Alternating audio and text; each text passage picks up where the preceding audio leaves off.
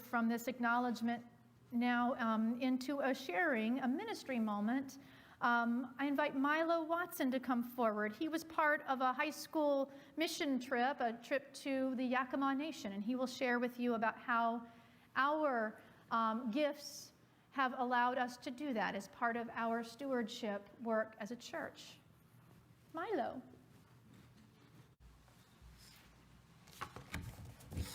Okay.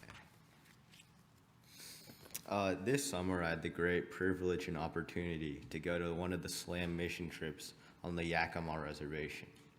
We spent a week in a church on the reservation, diving a little deeper into our faith and learning about faith from a more indigenous perspective.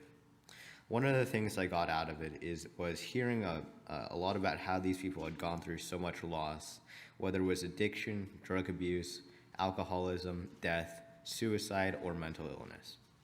The hosts of the SLAM mission trip all seemed to have changed in a positive way from all these bad things that had happened to them. Because despite all the bad things that they had gone through, it really seemed as though they were some of the best people I've met.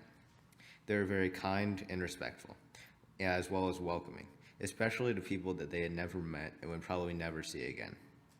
Another cool thing was how these counselors and leaders on the reservation seemed to be able to share their stories from their past and in their childhood in such an open and honest way. And the stories were stories of growth, but through a bunch of mental and physical turmoil they had experienced.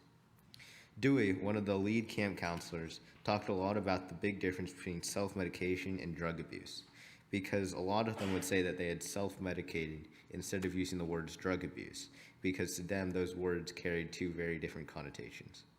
They explained self-medication as more of a really bad coping method, whereas drug abuse is more of something you got hooked on and now just can't get out of. The people at the camp really opened my eyes to what it was really like for them on the reservations, and how the actions and the abuse towards their ancestors still influence their lives today. Your financial generosity helped us support our service trip and the adult volunteers who joined us. Thank you.